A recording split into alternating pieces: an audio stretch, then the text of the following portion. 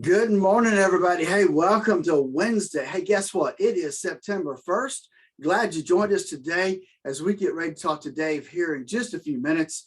Hey, it's the first day of September, and we ended up August. Okay, we'll look at those numbers and more when Dave joins us up next. But before we join Dave, let's just talk a little bit about risk. We continue to be in this nosebleed section of the marketplace. The question is, are we going to stay here reading a couple articles today? That's a good question. And there's a lot of different opinions about what's going to happen in the marketplace. Are we in the beginnings of a bear market or the end of a the beginnings of a bull market or the end of a bull market? So, hey, with that, we'll talk about that and more. But if you don't know how much risk you have, you need to give us a call at 863-382-0037, 863-382-0037. Hey, Dave's coming up next. Looking forward to our conversation today. What's going on with your money up in Wall Street this morning? Always weird at this time of the year. August wasn't supposed to be a good month. It actually was. See if September's going to start out to be a good month. And head downtown, check in, see what's going on at the offices of Statler Financial Services, where Phillip Statler is comfortably ensconced. Phillip, good morning. How are you? Hey, good morning, David. Doing well today. Welcome to the first day of September, Dave. Yes.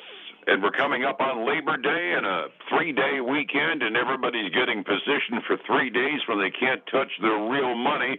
It ought to be interesting. Yesterday, we were kind of saying it might happen because we overreacted to it a few weeks ago with one consumer confidence sentiment.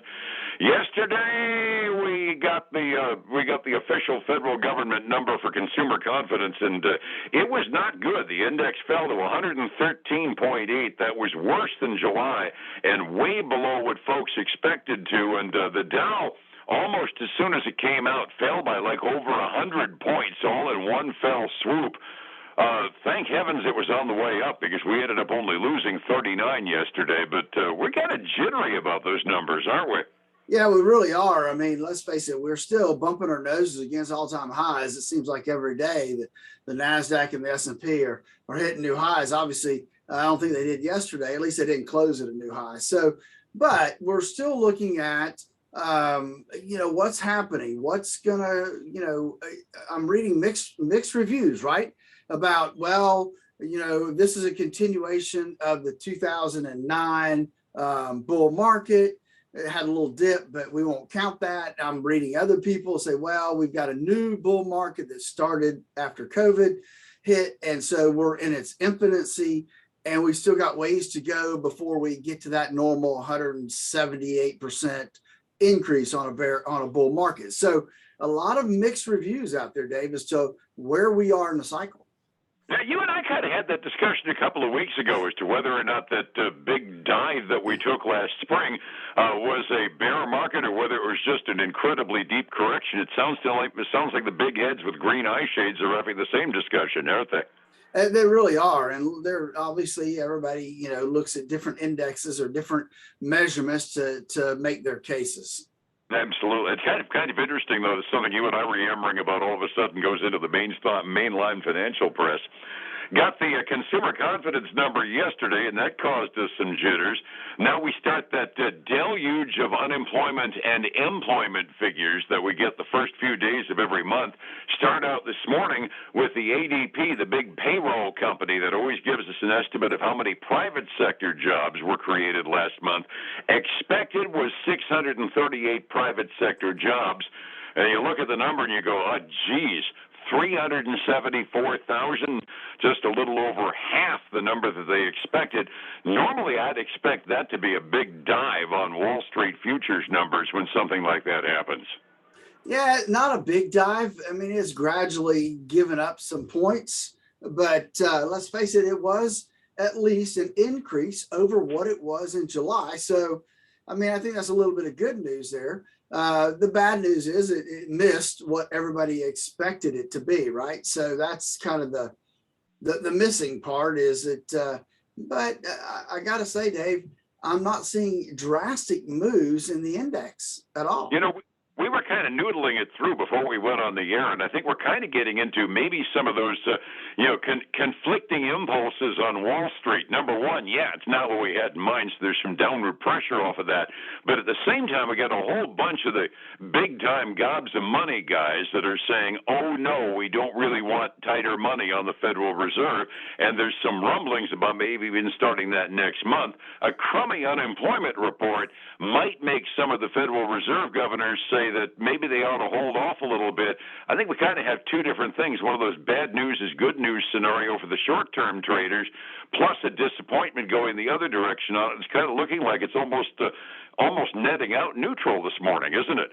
Well, it kind of looks that way right now. I think the big thing is going to be Friday when we actually get the government number as to new jobs created and what the official unemployment number looks like.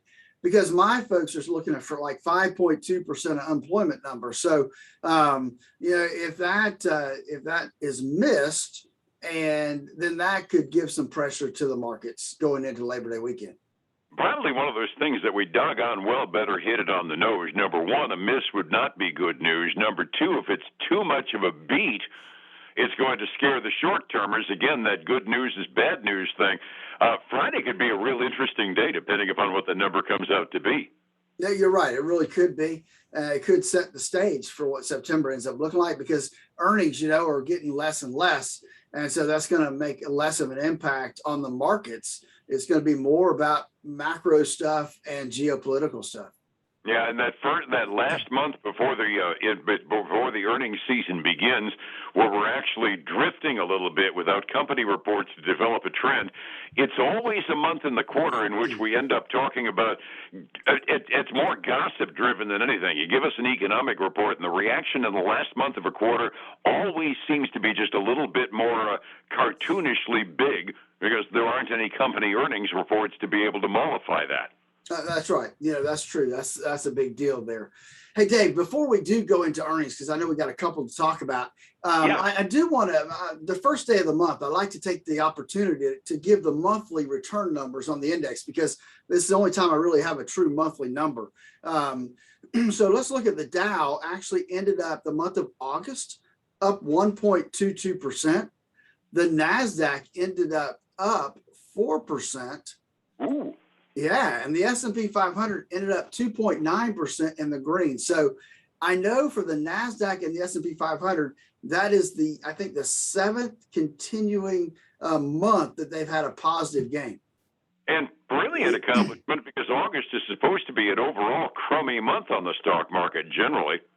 Oh, that's right. There's always that saying that we always heard was, you sell in May and go away.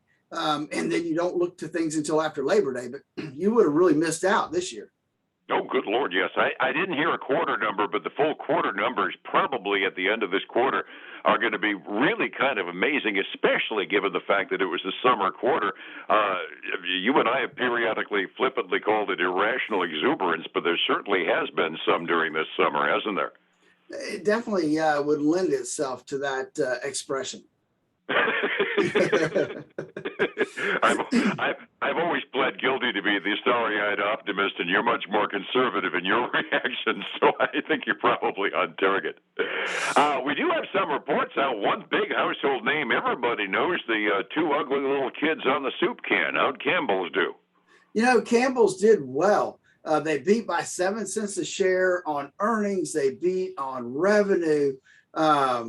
So that was good news for them. And one of their, I guess maybe kind of their downside is they adjusted their earnings outlook for the year to be somewhere between $2.75, $2.85. And the estimate was that they should come in about $2.87. So it's a little bit of a downward movement from there. They're having some higher input costs, and obviously they're having issues with the labor market like a lot of businesses are. So they are still moving up this morning. They're up about 1.25%. That ain't bad. And they're one of those firms that I'd expect to see some tapering on the growth when everybody was locked up at home just throwing a can of soup into the pot. is a nice, easy at-home meal for the family. So, yeah, they're one of the ones that I've expected to do pretty well during the pandemic. So now things are starting to at least approach normal in terms of business patterns. I wouldn't be overly surprised by a little bit leveled off guidance, wouldn't you? No, I would not either. And I think it definitely didn't hurt their stock price this morning anyway. Hey, the next one we have is PVH, which that doesn't mean anything to anybody, but that's Tommy Hilfiger, Calvin Klein, those type of brands. Mm-hmm. They really had a good quarter, man. They made $2.72 a share. They were expected to make $1.20, so a substantial beat there. Revenue was ahead of forecast. They raised their full year revenue forecast, so a lot of good things there. And they, like my other one we're going to talk about in a minute, are huge winners today, up $10 a share, which is 9.5% above yesterday's close. I got them right toward the top of my big winner list. I've always said premium discretionary income items like Hilfiger clothing, that's kind of one of my canaries in the coal mine for whether or not an economy is recovering and doing well. Because if you could afford to do the premium priced clothing, that means the consumer may not be saying he's overly optimistic, but he's spending money like a drunken sailor. Well, and we're definitely, a lot of our numbers are giving me some of that indication, aren't they? Absolutely. It seems to be a trend. I mean, the discretionary money stuff, like Hilfiger, I mean, I don't think we've had a big loser yet in that category. No, I don't think we have either. Hey, the other one I want to talk about is a name that I did not recognize, but it's an important industry that we need to look at. The name of the company is Umbrella. Umbrella is a chip maker. They make chips for cars and cameras. So very, very important company. Yes, cars. That's right. They need to be doing overtime, right? Yeah. So they came in this morning, made 35 cents a share. That was 10 cents above expectations. Revenue was ahead of projections also. Obviously, we know there's high demand for especially the car chips. And so they're saying that this quarter, they could reach a 5-year high in revenue for the quarter. So with all that happening for them, they're up 10% this morning. Right now, they're trading about $114, still not their 52-week high, but getting a little closer anyway. Cool. Glad to hear somebody making chips. Yeah, exactly. Yeah. Absolutely. All the rest of them are stuck. By the way, speaking of chips and imports and stuff from the Middle East, one of the news items I heard, Dollar General said that they had 2 months worth of inventory that was stuck on a container ship outside of LA, and they ran up 2 months worth of inventory just waiting for somebody to get to the dock to unload the boat. I bet there's toilet paper on there. Oh, God, I would not want to run a company dependent on imports right now.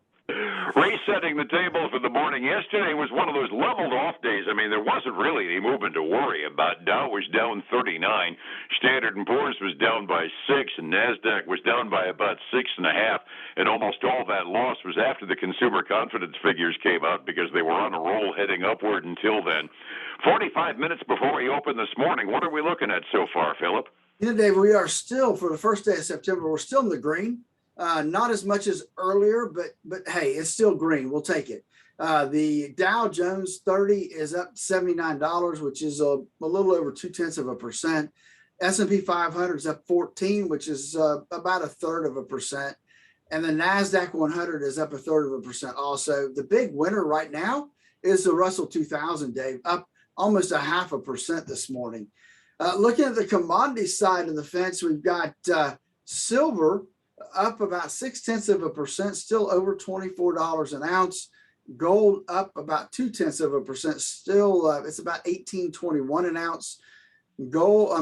Crude oil is I'd call it basically flat. It's down less than 0.1% to 68.44 a barrel, which is about where it was yesterday. higher than we had in mind, but a trading range and some stability would be nice on that particular commodity.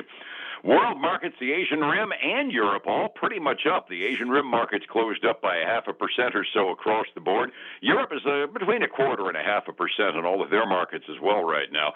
France is having a party time. I don't know what happened there, but they're up almost 1.5% halfway through their day. They're buying like crazy over there, and I don't really know why they're so much above the rest of the markets. Hi, retirement's on the way. I hear bad news about the Social Security Trust Fund. The pandemic said that we're going to run out of money there earlier than we expected. Retirement gets more iffy with every passing day.